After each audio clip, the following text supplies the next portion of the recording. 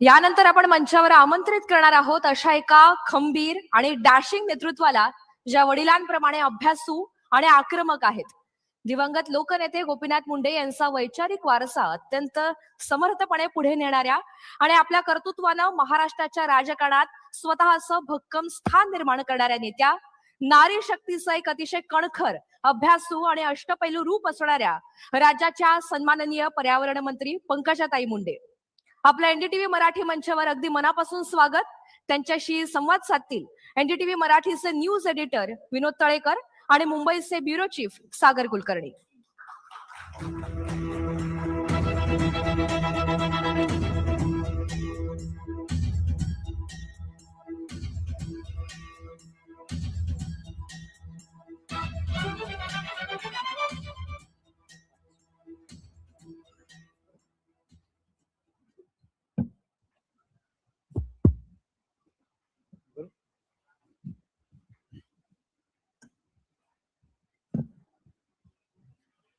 नमस्कार. आपण post lunch मध्ये आपल्या सोबत आज मोठं नेतृत्व आहे महाराष्ट्राचं, पंकजा मुंडे. त्यांची काही वेगळी ओळख करून देण्याची गरज नाही, कारण आपण सगळेच त्यांना जाणतो. या मंचाच्या माध्यमातून मी त्यांच्याकडनं पुढच्या राजकीय वाटचालीविषयी तर जाणून घेणारच आहे, पण महिलांना राजकारणात किती मोठी संधी या नव्या विधेयकामुळे मिळणार आहे त्या संदर्भात सुद्धा आपण त्यांना बोलतं करणार आहोत. पंकजाताई, आपलं स्वागत आहे. ज्या पद्धतीनं ओबीसींची वोट बँक भाजपनं जाणली आणि त्या अनुषंगानं भाजपनं जी पावलं टाकली, ज्यात तुमच्या दिवंगत वडिलांचा सुद्धा एक मोठा वाटा होता, त्याच पद्धतीनं भाजपनं आता महिला वोट बँकेची ताकद जाणली आणि त्या पद्धतीनं पावलं पडतायत सध्याच्या नेतृत्वाची भाजपच्या. कितपत मोठी संधी महिलांना राजकारणात या निमित्तानं तुम्हाला वाटते, विशेषतः नारी शक्ती वंदन विधेयक? मला पूर्ण विश्वास आहे. साहजिक आहे, हा संकल्प किंवा हे धोरण, हे ध्येय प्रधानमंत्री नरेंद्र मोदीजी यांचं अनेक काळापासून असणार आहे आणि ते प्रत्यक्षात उतरणार आहे. तर मला पूर्ण विश्वास आहे की केवळ रिझर्वेशन नाहीये म्हणून न संधी मिळणाऱ्या अनेक अत्यंत योग्य महिलांना याच्या माध्यमातून संधी मिळू शकेल आणि एक पहिली पिढी याच्यातनं महिला सशक्त नेतृत्वाची आपल्याला दिसायला मिळेल. अनेक, म्हणजे मला वाटतं पहिले सशक्त महिला होत्याच, पण आता परत काळाला ती गरज आहे की सशक्त नेतृत्वाची एक पिढी बघायला मिळेल. तर मला पूर्ण विश्वास आहे योग्य महिलांना योग्य संधी मिळेल. साधारण या सगळ्या गोष्टीसाठी महिला प्रिपेअर आहेत असं तुम्हाला वाटतं? मला महिला प्रिपेअर्ड नाही असं वाटायचं काहीच कारण नाही. समाज प्रिपेअर्ड आहे का की महिलांना ही संधी दिल्यानंतर त्या कशा परफॉर्म करणार आहे यासाठी पुरुष प्रिपेअर्ड आहेत का, असं मला वाटतं. ज्या वेळेला या महिला म्हणजे नारी शक्ती वंदन विधेयकाची चर्चा सुरू होते, आरोप प्रत्यारोप सुरू होते, विरोधकांनी विधेयकाला विरोध केला. त्यांचं म्हणणं आहे 2023लाच विधेयक मंजूर झालंय. डिलिमिटेशनचा प्रयत्न या माध्यमातून सुधारणा विधेयकातून केला जात होता, त्याच्यावरून आरोप प्रत्यारोप झाले. त्याच्यात एक प्रतिक्रिया मी तुम्हाला त्याविषयी विचारणार आहे. संजय राऊतांनी एक प्रतिक्रिया दिली होती. ते असं म्हणाले होते की भाजपला महिला सबलीकरण करायचं असेल किंवा या विधेयकाच्या माध्यमातून महिलांचं भलं करायचं असेल तर पंकजा मुंडेंना मुख्यमंत्री केलं पाहिजे. हे पहा, मला असं वाटतं की महिलांचं सशक्तीकरण एका महिलेच्या पदावर निर्भर नाही आहे. असंख्य महिलांना संधी मिळाली तर पूर्ण महिला वर्ग सशक्तीकरण होईल. पूर्ण मेरिट असून देखील बऱ्याच अंशी आपण बघतो सीईओ महिला होत नाहीत, मुख्य पदावर महिला येत नाही, कारण महिलेला खूप जबाबदारी दोन्ही पेलावं लागतात, घरची आणि समाजामध्ये किंवा ज्या करिअरमध्ये ते काम करतात. त्यामुळे एका महिलेला संधी देण्याने समस्त महिलांचं प्रश्न मार्गी लागतील असं मला वाटत नाही. उलट मला वाटतं की अनेक महिलांना संधी मिळाली तर मला कुठल्या पदावर जरी नाही नेलं तरी त्याचा आनंद जो मला मिळेल तो त्याही पेक्षा जास्त असेल. पहिल्या महाराष्ट्रामध्ये डीसीएम महिला झालेल्या आहेत, सीएम पण व्हायला हवेत का नाही? होतीलच ना. अनेक राज्यामध्ये महिला मुख्यमंत्री झालेल्या आहेत आणि माझा महाराष्ट्र तर महाराष्ट्र आहे. कधी ना कधी या महाराष्ट्रामध्ये असंख्य ज्या महिला आहेत ज्या लायक आहेत या पदासाठी, त्यांच्यापैकी कोणाला तरी ही संधी नक्की मिळाली तर आनंद वाटेल. आमच्या स्वतः नेत्यांना आनंद वाटेल, मोदीजींना वाटेल, देवेंद्रजींना वाटेल, आमच्या पक्षाला वाटेल. एक थोडासा व्यापक हाच मुद्दा आपण थोडा व्यापक प्रमाणावर आपल्याला जो विचार केला. आता असं आहे की एखादी महिला एखाद्या चांगल्या मोठ्या पदावर पोहोचली की तिचं कौतुक येतं, म्हणजे महिला असून सुद्धा इथपर्यंत पोहोचली वगैरे, अशा पद्धतीच्या प्रतिक्रिया येतात. ही मानसिकता बदलण्यासाठी काय नेमकं केलं पाहिजे? कारण नुसतं आरक्षण देऊन हे होणार नाही. तर बालपणापासूनच तसे संस्कार करावे लागतील की महिला या कमकुवत नाही आहेत हे ठसवण्याची गरज आहे आणि त्या दृष्टीनं धोरणं आखली जात आहेत असं वाटतंय का? हे पहा असं आहे का, महिला असून सुद्धा हे मिळवलं हे म्हणणारा व्यक्ती हा त्या महिलेला वीक समजत असतो. खर तर इथे जो आपला शब्द आहे तो नारी शक्ती आहे. शक्तीच्या पुढे नारी लावायची गरजच नाही, शक्तीच नारी आहे. म्हणजे शिव आणि शक्ती आपण म्हणतो, तर शक्ती हेच मुळात स्त्री आहे. शक्ती हेच मुळात स्त्री ऊर्जा आहे आणि त्यामुळे नारी शक्ती असं म्हणायची वेगळी गरज नाही. उलट ज्या शक्तीविना शिवही शव आहे अशी ती शक्ती आहे. हे आपल्या इतिहासामध्ये आहे, आपल्या पुराणांमध्ये आहे. पण मधल्या काळामध्ये हे लोप पावलंय, म्हणून थोडंसं न्यूट्रिशन जास्त घ्यायची गरज आहे. महिलांच्या संदर्भात मध्ये 2024च्या विधानसभेच्या निवडणुकीत मोठ्या प्रमाणामध्ये लाडकी बहीण योजना ही या सरकारला यश आणण्यामध्ये फार मोठा वाटा आहे. अर्थात आता काही वेळांपूर्वी सुप्रिया सुळे इथं आल्या होत्या. त्यांचा थेट आरोप या सरकारवर असा होता की जवळपास 1.25 कोटीच्या आसपास या सरकारने महिलांना नावं कमी केलेली आहेत, त्यांना योजनेपासून दूर केलेलं आहे. तर आणि आर्थिक मोठा भार पडतोय असंही त्यांचे संकेत होते या सगळ्या गोष्टीतले. तर खरंच आर्थिक आता सद्यस्थिती, आर्थिक मंदी येण्याची भीती, वाढत्या जागतिक वेगवेगळ्या प्रश्नांमुळे आपण पाहताय स्वतः पंतप्रधान वेगवेगळ्या आंदोलन म्हणजे भूमिका मांडतायत. तर अशा परिस्थितीमध्ये पुढे खरंच लाडकी बहीण योजना चालवावी का? आणि जे विरोधक आरोप करतात की एवढ्या मोठ्या प्रमाणामध्ये पैसे त्यांना दिले जात नाहीयेत, ते कट केलेत त्यांची नावं, काय सरकार म्हणून तुमची काय भूमिका आहे यातली? पण आता विरोधकांचा आरोप हा सन्मानाने पाहायची गरज आहे. अशा संस्कृतीत महाराष्ट्राचं राजकारण अनेक वर्ष होतं. आताही असंच असावं असं मला वाटतं. महिला लाडकी बहीण योजनेच्यामुळे खूप सक्षम त्यांना वाटतंय किंवा सुरक्षित वाटतंय का, किंवा त्यांच्या बेसिक तरी गरजा त्या भागवू शकतायत का, तर नक्कीच हो. लाडकी बहीण योजना ही लोकप्रिय झाली का? हो. लाडकी बहीण योजनेचा आम्हाला सत्तेमध्ये आणण्यासाठी आशीर्वाद मिळाला का? हो. का? कारण ती आम्हीच आणलेली आहे. ही योजना आधी कधी कोणाला का नाही सुचली? आम्ही ती आणली आहे कारण आम्हाला दिसलं की महिलेला तिच्या बेसिक गरजांसाठी सुद्धा खूप प्रतारणा झेलावी लागते आणि त्यामुळे लाडकी बहीण योजना अत्यंत महत्वाची आहे, आनंद देणारी आहे, सन्मान देणारी आणि ती योजना राहणारच आहे. एखादी योजना आम्ही केली आणि ती यशस्वी झाली म्हणजे त्या योजनेचा लोकांनी गैरफायदा घ्यावा असं आहे का? नाही. लोकांनी त्या योजनेचा गैरफायदा घेऊ नये हेही सरकारचं काम आहे. कारण शेवटी सरकार जे चालत असतं ते लोकांच्या टॅक्सेशनवर ही यंत्रणा आपण उभी करत असतो आणि ती लोकांना विकासाच्या रूपात परत देत असतो. आणि हे क्रॉस सबसिडी करतो आपण की काही जे वीक सेक्शन्स आहेत त्यांना आपण जास्त ताकद देण्याचा प्रयत्न करत असतो. तर त्याचा गैरफायदा घेणं पण चुकीचं आहे. आणि जर कोणी चुकीच्या पद्धतीने 2-3 वेळा नावं लावली असतील किंवा नियमाच्या बाह्य कोणी जर त्याच्यामध्ये पैसा उचलत असेल तर त्यांना थांबवणं हे कर्तव्य आहे. कारण आम्ही तुमचेच पैसे वाचवतोय, जनतेचे पैसे वाचवतोय त्याच्यात. जरांगे पाटलांचं आता आंदोलन झालं, त्यांनी आंदोलन मागे घेतलंय कारण सरकारने 2 मुद्द्यांवर सरकार बरोबर त्यांचं एकमत झालंय. सगळ्यात महत्वाचा मुद्दा आहे तो सातारा गॅजेट लागू करण्याची त्यांची मागणी आहे. सातारा गॅजेट मधली 2 वाक्य महत्वाची आहेत. मराठा आणि कुणबी हे एकच आहेत आणि दुसरं म्हणजे त्यांचं कुळ मूळ आणि व्यवसाय सगळ्याच माध्यमातून ते एक आहेत. सातारा गॅजेट सरकार लागू करत नाही कारण ते जर लागू झालं तर मराठा आणि कुणबी हे दोन्ही एकत्र आहे हे सिद्ध होईल आणि त्या माध्यमातून ओबीसीमध्ये मराठ्यांचा पण समावेश होईल. आता कुणबी फक्त आहेत. तर कुठे ना कुठेतरी ओबीसी राजकारणाचा पैस व्यापला जाईल, संधी कमी होतील आणि ओबीसींच्या विरोधात जाणारा हा निर्णय असेल म्हणून सरकार त्याला विरोध करतंय. पण जर त्यावर आता सरकारने 2 महिन्यांची मुदत घेतली असेल आणि ते लागू होणार असेल तर एक ओबीसी नेतृत्व म्हणून तुमचं काय मत आहे? हे पहा, मी नेहमी अगदी मुंडे साहेब असल्यापासून मराठा आरक्षणाला समर्थन केलंय.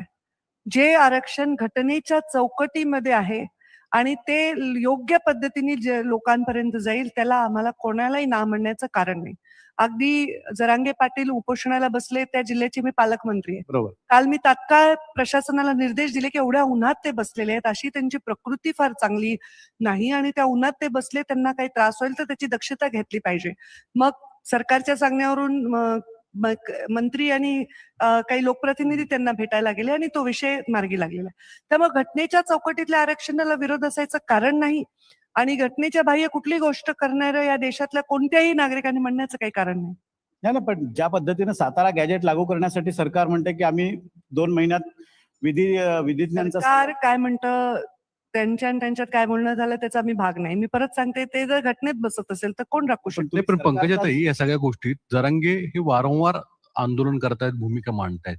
शासन त्यांची भूमिका पूर्ण करत नाही, या की अजून काही अन्य कारण आहे की त्याच्यामुळे होतं? कारण की त्या भागात यामध्ये शासनाच्या त्या कमिटीमध्ये असणारे लोक जास्त प्रकाश टाकू शकते, कारण मी काही मराठा आरक्षणाचा अभ्यास केलेला नाही.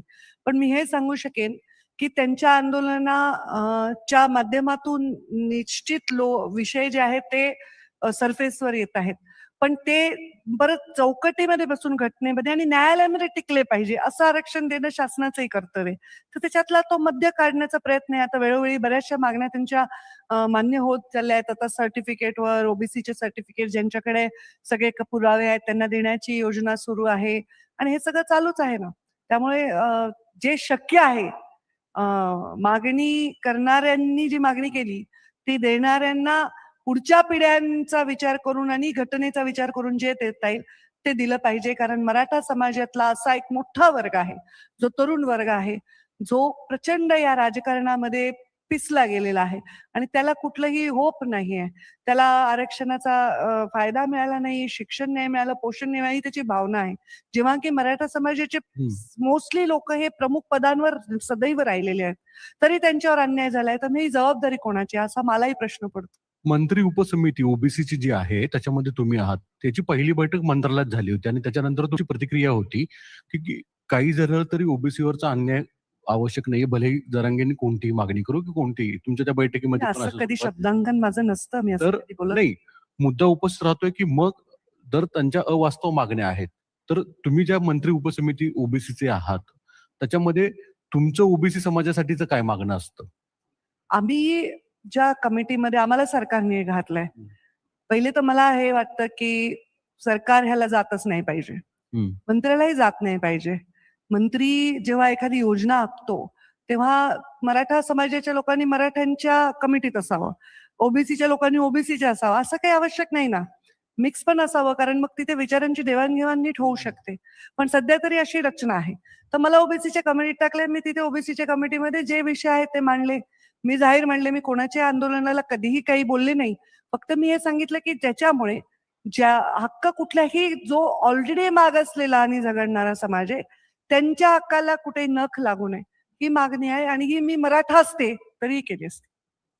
आता आज विधान परिषदेचे अर्ज दाखल झाले, याच्यामध्ये भाजपाची लिस्ट पाहिली तर अनेक आयात उमेदवार दिसून येतात. विशेषतः भाजपामध्ये आले आणि तिकीट दिलं. तनपुरे आहेत, बसवराज पाटील पण सुद्धा या 1-1.5 वर्षामध्ये आले, म्हणजे मराठवाड्यातनं तुमच्या इथून नेतृत्व करतात. अशा परिस्थितीत म्हणजे आता सुप्रिया सुळेंचं सुद्धा म्हणणं आलं की आमच्याच पक्षांचे नेते भाजपाला लागतात, म्हणजे काँग्रेसयुक्त राष्ट्रवादी काँग्रेसयुक्त भाजप आहे अशा स्वरूपाची भूमिका आहे. काय एवढी गरज पडते? भाजपमध्ये एवढे नेते नाही आहेत का? म्हणजे किमान त्या जिल्ह्यातनं, ज्या जिल्ह्यातनं गोपीनाथ मुंडेंसारखं नेतृत्व उभं राहिलं त्या जिल्ह्यातनं, म्हणजे धाराशिव, लातूर आणि बीड, त्या मतदारसंघातनं आयात उमेदवार द्यावा लागतो. इतकं भाजपवर, म्हणजे निष्ठावंतांवर इतका अन्याय का? हे पहा, असं आहे की पक्ष जेव्हा सुरुवातीला संघर्ष करत असतो तो त्याच्या नावासाठी, त्याच्या विचारांसाठी, त्याचं जे काही ध्येय धोरण आहे ते समाजामध्ये पसरावे याच्यासाठी काम करत असतो. मग जेव्हा तो सत्तेमध्ये येतो तेव्हा ती सत्तेमध्ये ती टिकवून धरून जनतेचं भलं करता येतं. कारण जे सरकार म्हणजे सिक्युअर्ड नाही, सुरक्षित नाही, ते जनतेला न्याय देऊ शकत नाही. त्यामुळे एक सुरक्षित सरकार बनवण्यासाठी ज्या काही गोष्टी आवश्यक असतात, राजकारणामध्ये अलाउड असतात, जे नावं ठेवतात त्यांनी केलेले असतात. पण ते असं नाही की असं कोणताही नेता नाही या महाराष्ट्राच्या पटलावर ज्यांनी कधी कुठल्या पक्षाचे नेते आपल्या बरोबर घेतले नाही. आणि अलायन्स तर करतोच आम्ही. आता आमची अलायन्स आहे, ते आमचं महायुतीचं सरकार आहे. आणि आता आमच्याकडे जर आमचा पक्ष सक्षम झाल्यावर काही सक्षम लोक जोडले जात असतील तर मला वाटतं आमची ताकदच वाढते. त्याच्याबद्दल आक्षेप नाहीच असायचं कारण नाहीये. आक्षेप मुळात याला आहे, आणि जो अनेकांनी व्यक्त केलेला, तुम्ही स्वतः सुद्धा अप्रत्यक्षरित्या का होईना पण तो व्यक्त केला होता, की निष्ठावंतांवर त्यामुळे अन्याय होतो. आता जर तुम्ही बघाल तर मी नावं घेऊन 2-3 उदाहरणं देतो. केशव उपाध्ये, माधव भांडारी, ही मंडळी गोपीनाथ मुंडेंच्या काळापासून पक्षासाठी झटतायत. त्यांना जर संधी मिळत नसेल आणि मागण्या येणाऱ्यांना संधी मिळत असेल तर कुठे ना कुठेतरी अनरेस्ट निर्माण ही जी होणार. निवडणूक आहे स्थानिक स्वराज्य संस्थेची निवडणूक टोटली वेगळी आहे. आता जेव्हा आम्ही आता आमदारांमधनं लोकप्रतिनिधी जेव्हा आमदार विधान परिषदचे निवडले, तेव्हा जर तुम्ही पाहिलं तर आम्ही सुनील कर्जतकर, माधवी हो. नाईक, प्रमोद जठार हे पक्षाचे एकदम कट्टर कार्यकर्त्यांना संधी दिली. पण जिथे बेरजेचं गणित करायचं असतं, जिथे निवडणुकीला जिंकण्यासाठी प्रचंड प्रयत्न करायचा असतं, तिथे एक वेगळा पिंड असतो कार्यकर्त्याचा. तिथे त्या माणसाच्या निवडणूक तिथलं जे कौशल्य आहे ते वेगळं असतं. तर नक्कीच याही लोकांना ज्यांनी आपण नावं घेतले त्यांनाही संधी मिळेल. जरुरी नाही प्रत्येक वेळी निवडणुकीच्या लढण्याची संधीच संधी असते. त्यांना वेगवेगळ्या पद्धतीने संधी मिळू शकते आणि ते आमच्या पक्षामध्ये व्यवस्थित म्हणजे रुजलेलं आहे आणि त्यामुळे ते अंडरस्टँडिंग आमच्याकडे आहे. आता मला एक विचारायचं काही वेळापूर्वी ज्यावेळेस इतर विरोधी पक्षातले नेते आल्या होत्या, इथं बोलत होत्या सुप्रिया सुळे. त्यांचं असं म्हणणं होतं की या राज्यामध्ये महिलांवर प्रचंड अत्याचार होतो, कायदा व सुव्यवस्थेचा प्रश्न आहे आणि या सगळ्या गोष्टी सरकार जबाबदार आहे. तर बीड हे गेले काही कालावधीमध्ये अतिशय बदनाम झालं वेगवेगळ्या प्रकरणांमुळे. परळी त्यात तुमचं सगळ्यात जास्त होम टाऊन आहे, ते देखील बदनाम झालं. आता सुशांतता जाणवते का? काय आहे का फरक बदल? हे पहा असं आहे की एक असतं एक घटना प्रत्येक जिल्ह्यात, राज्यात, शहरात घडत असतात. त्या घटना घडू नये असं प्रत्येक राजकारण्याला वाटलं पाहिजे. मी विरोधी पक्षात होते तेव्हाही मला वाटायचं या घटना घडू नये. खरी सरकारचा नंबर वाढावा वाईट घटनांचा म्हणून त्या घडाव्या असं मला नाही वाटलं कधी. कारण एखाद्या महिलेवर जेव्हा अत्याचार होतो ना, तर तिच्यावर अत्याचार होतो, तिच्या घरावर होतो, त्या समाजावर होतो, समस्त महिला वर्गावर दहशत बसते. तर तिच्यावर अत्याचार होऊ नये असं मला वाटतं. मी विरोधी पक्षात होते तेव्हाही वाटायचं, आताही वाटतं. त्या महिलेवर अत्याचार होऊ नये हे तर वाटणंच पाहिजे, पण तिचं कन्व्हिक्शन रेट वाढलाय. हे चांगल्या सरकारचं लक्षण आहे. महिला जाऊन रिपोर्ट करायला चालल्या हे चांगल्या सरकारचं लक्षण आहे. फास्ट ट्रॅक मध्ये या कोर्टामध्ये निर्णय व्हायला लागले हे चांगल्या सरकारचं लक्षण आहे. घटना तर जगामध्ये घडतात. फक्त महाराष्ट्रात घडतात नाही, जगामध्ये घडतात. असे अनेक दुसऱ्या पक्षाचे शासित राज्य आहेत तिथेही या घटना घडतात. तर या दुर्दैवी घटना आपलं भांडवल असू शकत नाही राजकारणाचं असं माझं वैयक्तिक मत. मग बीडला जे काही दाखवलं गेलं केलं तुमचं म्हणणं आहे की तितकं सत्यता नाहीये. काय? बीड परळीमध्ये जे झालं ते दाखवलं अच्छा, गेलं. बीड परळीचं उत्तर राहिलं. परळीमध्ये काय झालं मला नाही कळलं आपण काय म्हणताय. बीड जिल्ह्यामध्ये एक घटना घडली, एक दुर्दैवी हत्या झाली आणि त्या हत्येवर सरकारने योग्य ते पावलं उचलली. पण त्याच्यानंतर असंख्य बातम्या मी वाचल्या ज्या पुण्यामध्ये आता निर्घृण हत्या झाली. आता आपण बघतोय एक भोपाळमधली इंदोरमधली केस एक गाजतीये पूर्ण द्विषा नावाच्या एका तरुणीची सगळ्या देशामध्ये. तर जो ते तर त्या घरामध्ये घडलेल्या घटनेला आपण तिथपर्यंत नेणं हे मला आतापर्यंत जमलं नाही. बीडमध्ये जी घटना घडली ती निंदनीय होती. पहिल्या क्षणापासून मी निंदा केली त्याची आणि ती दुर्दैवी होती आणि त्यांना कडक शिक्षा झाली आणि व्हायला पाहिजे अशा भूमिकेची मी आहे. योग्य गुन्हेगाराला कडक शिक्षा व्हायला पाहिजे. सध्या असे दिवस आहेत, इंधन टंचाई, इंधन दरवाढ या सगळ्या गोष्टीची चर्चा आहे. लोकांची अशी अपेक्षा आहे जे काय असेल ते क्लिअर सांगावं नेतृत्वानं, देशाच्या असेल, राज्याच्या असेल. कुठे ना कुठेतरी नेतृत्वाकडनं नीट माहिती येत नाही म्हणून गोंधळ उडतोय असं वाटतंय तुम्हाला? मला जसं असं वाटतं की प्रत्येक गोष्टीचा डेकोरम असतो. हम्म. आपल्या अशी परिस्थिती नाहीये. मी पहिलेच क्लिअर करते की अशी देशात परिस्थिती, राज्यात परिस्थिती नाहीये. पण प्रत्येक परिस्थिती ही सांगायलाच पाहिजे का जनतेला? ते ऍब्झॉर्ब करण्याची ताकद, मॅच्युरिटी प्रत्येकात असते का? काही गोष्टी ह्या मग कशामुळे कॉन्फिडेन्शियल असतात, काही सीमेचे विषय असतात, काही युद्धजन्य परिस्थिती जर बाहेरच्या देशात असेल त्याचे परिणाम आपल्यावर होत असतात. ते सगळे विषय जरुरी नाही की डिक्लेअर करायला पाहिजे. पण त्याच्याबद्दल खात्री घेऊन त्याच्याबद्दल खबरदारी बाळगणं हे पालक म्हणून देशाचा नेतृत्वाचं कर्तव्य आहे, राज्याच्या नेतृत्वाचं कर्तव्य आहे. एखाद्या वडिलाला जर अडचण झाली, व्यवसायात नुकसान झालं, तर तो येऊन नाही म्हणत की घरी आपलं आता नुकसान झालंय, आपल्याला उद्यापासून खायला मिळणार नाही. तो म्हणेल बाबा विजेचं बिल वाचवा, तो म्हणेल बाबा किराणा कमी करा, तो म्हणेल तेल कमी वापरा. असं आता ह्याच्यात आपला तर काही दोष नाही ना. युद्ध चाललंय इराण आणि अमेरिकेचं, त्याच्यात आपला काही रोल नाही. पण एक त्या ठिकाणी जिथे युद्ध आहे त्याचा परिणाम ज्या ठिकाणी होणार आहे त्यामध्ये एक भारत देश आहे आणि आपण त्याच्यामध्ये एक सोबर कल्पना देतोय की बाबा अशी काही घटना घडू शकते. कॉन्फिडेन्शियल गोष्ट जरी असेल तसं काही मला वाटत नाही जे काय मी आता कॅबिनेटमध्ये आहे. तर त्याच्यामध्ये असं डिक्लेअर करून ते ऍब्झॉर्ब करण्याची मॅच्युरिटी प्रत्येक ठिकाणी असते सिस्टीम मध्ये, असं नसतं. नाही, पण आर्थिक आघाडीवर सरकार अपयशी ठरतंय केंद्र सरकार, अशा स्वरूपाची एक चर्चा आहे आणि हे मी म्हणत नाहीये आतापर्यंत. चर्चा ज्या आहेत. नाही, माझा प्रश्न बघा, आतापर्यंत सरकारच्या धोरणाची भलामण करणारे सुरजित भल्लांसारखे अर्थतज्ञ जेव्हा असं म्हणतात की सरकारचं चुकतंय, तेही सरकार त्याच्याकडे लक्ष देत नाहीये. मला असं वाटतं की सरकार म्हणजे एक व्यक्ती नसते, एक पूर्ण सिस्टीम असते. त्याच्यामध्ये सचिव असतात, त्याच्यामध्ये मोठे मोठे ज्ञानी लोक असतात, ज्यांना ते ऍडवायझर असतात, थिंक टँक असतो, हे सगळं असतं. त्यामुळे एखाद्या स्टेटमेंटचा बाऊ करून म्हणूनच ते डिक्लेअर करत नसतात लोक, कारण हे असे विषयाचे अवांतर विषय वाढत राहतात. त्यामुळे मला असं वाटतं की सरकार आज आपला देश आहे आणि ह्या देशाचे प्रधानमंत्री मोदीजी आहेत आणि आपण हा देश म्हणून सुरक्षित आज आहोत.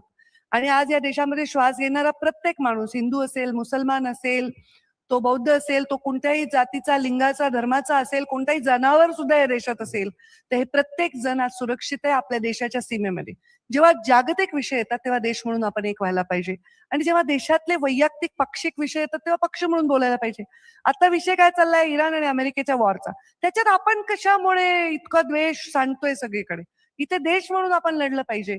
आणि आता आपल्याकडे काही अडचण अशी नाहीये, पण अडचण येऊ नये म्हणून काटकसर करण्यात काय गैर आहे? मी इलेक्ट्रिकल व्हेकल मध्ये आले, काय नुकसान झालंय माझं? तर हे करायला काय हरकत आहे? आणि हे फ्युचर आहे.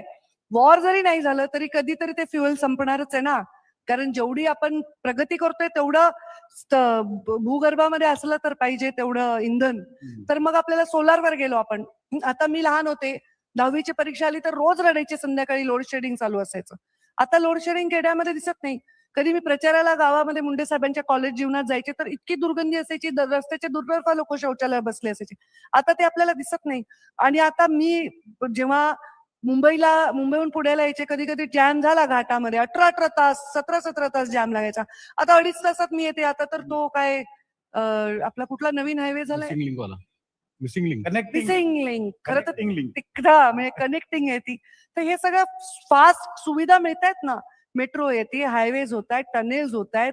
अगदी मी आता, मला आवड आहे म्हणून मी देशात भ्रमण करते 2 दिवस सुट्टी मिळाली तर.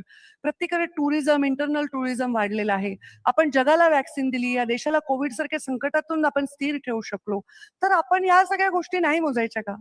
उगेच कुठेतरी एक खड्डाच पडला, कुठेतरी काही हेच केलं, त्याच्याकडे फोकस करायचं का सतत? आपलं आज भारताचं देशात स्थान काय, जगात स्थान काय, हे होतं का खरंच एका दशकाच्या पूर्वी, एका 15 वर्षापूर्वी, 20 वर्षापूर्वी?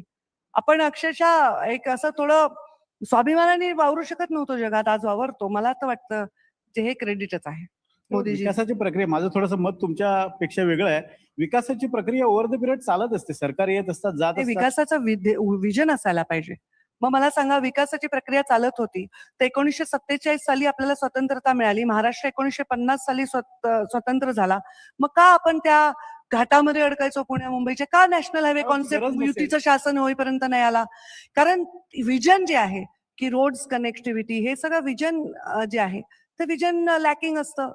नाही पंकजा, एक सरळ साधव, तुम्ही एवढ्या महिलांमध्ये राहता, त्या कधी मांडतात की नाही एवढे गॅस वाढतोय, पेट्रोल वाढतोय, बाबा सगळे आहेत आता एवढी, म्हणजे विरोधक तर आंदोलन मांडत. करतीलच, तुम्ही त्याला राजकीय उत्तर त्यांना द्याल. गॅस मिळाला हे म्हणतात त्या, ते मांडत नाही. मध्ये गॅस अडचण झाली तर तेव्हा आपण अधिकची सबसिडी पण दिली, पण गॅस नव्हता त्याचं काय? आपण काय म्हणतो, मला कधी कधी वाटतं आमचे विरोधक आमचा प्रचारच करत असतात कधी कधी चांगला. कारण ते सांगतात की आम्ही तर चुलीवर स्वयंपाक करायला दिला होता, तुम्ही गॅसवर दिला आणि आता गॅस वाढवला. त्याच्यात ते इनडायरेक्टली हे सांगतात की आम्ही चुलीवरनं गॅसवर आणलं आणि ती वेळोवेळी सबसिडी देतोय. आता जेव्हा जगावर संकट आलेलं आहे तेव्हा भारतामध्ये काही प्राइसेस एस्केलेशन होऊ शकतात, काही गोष्टीची काटकसर होऊ शकते, काही गोष्टीचं रेशनिंग होऊ शकतं. हे पॉलिसी डिसिजन आहे आणि ह्याला सगळ्या नागरिकांनी सपोर्ट केलं पाहिजे. ठीक आहे, म्हणजे तुम्ही जे म्हणताय आणि नेतृत्वाने जी अपेक्षा आणि केली तशी परिस्थिती ऍक्च्युली नाहीये तशी. त्या अनुषंगाने आपण सगळ्यांनीच आचरण करू, ते कायमस्वरूपी आपल्या आचरणात येईल अशी अपेक्षा करूया. तुमच्याबरोबर बोलायचंय भरपूर, पण वेळेची मर्यादा. एक शेवटचा प्रश्न तुम्हाला विचारतो. 2029ला आता जो भाजपचा पक्षांमध्ये विविध नेते घेण्याचा वेग पाहता आणि ज्या पद्धतीनं भाजपची वाटचाल चालली आहे, 2029ला स्वबळावर भाजप लढेल अशी शक्यता आहे. 2029ला तुम्ही काय चित्र महाराष्ट्राच्या राजकारणाचं पाहता आणि स्वतःला कुठे पाहताय? आणि नाही पंकज, मला ह्याला जोडून एक प्रश्न विचारायचा आहे. 2029ला पंकजा मुंडे लोकसभेसाठी इच्छुक राहतील, कारण की एवढे मतदारसंघ वाढतील. जर म्हणतात की हे विधेयक मंजूर झालं तर लोकसभेसाठी इच्छुक राहतील की विधानसभेसाठीच परत एकदा तुम्ही विचार कराल? तुम्ही माझ्या प्लॅनिंगवर एवढं लक्ष देताय हे मला माहित नव्हतं. आता पक्षाची काय भूमिका आहे त्याला मी हे करेन वगैरे असं नाही, नका. असं तुमची नाही, मी स्वतःची उत्तर काय देतही भूमिका? नाही कधी मी तसं उत्तर. जे आहे मी जेन्युइन बोलण्यासाठी प्रसिद्ध आहे. मी असं वरवर नाही बोलत. मी तुम्हाला सांगते, मी एवढं लॉंग टर्म प्लॅनिंग नाही केलेलं आहे. तसं लोकसभेत मी इच्छुक नव्हतेच. आधी पण पक्षाने आदेश दिला, मी लढले. तसं मी फार लॉंग टर्म प्लॅनिंग नाही केलेलं आहे. मी आता माझ्या खात्यात काय चांगलं काम करता येईल याच्यावर मी फोकस करतेय. पण एवढं सांगेन की भारतीय जनता पार्टी स्वबळावर लढेल का नाही हे मी आता नाही सांगू शकत, कारण हे पक्षश्रेष्ठीने घ्यायचा निर्णय. पण भारतीय जनता पार्टी एवढी शक्तिशाली होईल की स्वबळावर लढण्याची शक्ती तिच्याकडे असेल. बाकी त्याच्यानंतर ती जे काही तिला सोबत घ्यायचंय किंवा जे वायदे तिने केलेले आहेत त्या वायदे पूर्ण करण्यासाठी ती सोबत राहू शकते. पण ती शक्तिशाली मात्र तेवढी होईल, कारण आत्ताचे आपण सगळे निकाल पाहिले, जिल्हा परिषदांचे, नगरपालिकांचे चांगलं परफॉर्मन्स आम्ही केलेला आहे. पण आता हे पश्चिम बंगालचा निकाल आपण पाहिलेला आहे. आपण इव्हन जिथे आम्ही नाही आलो तिथे सुद्धा काही काँग्रेस येऊ शकलेलं नाहीये. तामिळनाडूमध्ये आपण एक वेगळा चेहरा, वेगळा प्रयोग पाहिलेला आहे.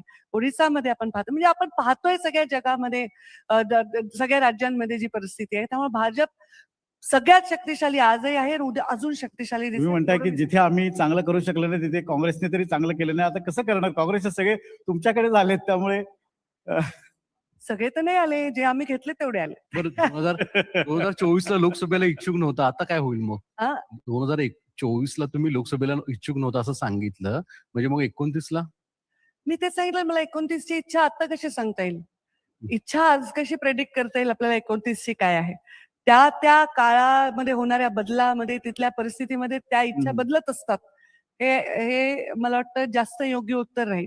तेव्हाची काय परिस्थिती असेल ते. पण मला आता या क्षणाला विचारलं तर मी आनंदी आहे जिथे मी आहे. मला राज्यात राजकारणात आवडतं, माझे लोक आनंदी आहेत, मी अप्रोचेबल आहे. रोज जनता दरबार घेणारे खूप कमी लोक असतात. मी रोज जनतेमध्ये असते आणि जनतेला मला भेटायला मिळतं, मला जनतेला भेटायला मिळतं. माझं राजकारणाचं हे अजेंडा आहे, क्लिअर आहे. धन्यवाद पंकजाजी आमच्याशी बोलल्याबद्दल आणि बहुमूल्य वेळ दिल्याबद्दल. Thank you so much. थँक्यू.